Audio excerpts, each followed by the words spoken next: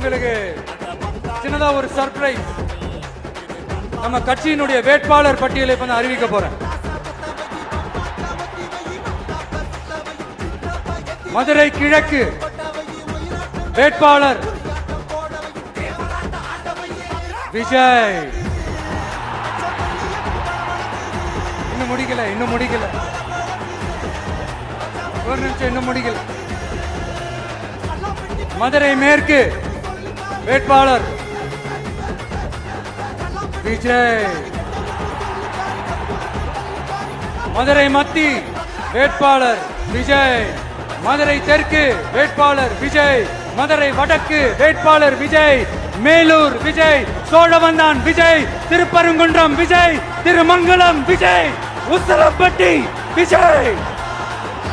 என்னடா எல்லா தொகுதியிலும் ஒரே வேட்பாளர்னு பாக்குறீங்களா?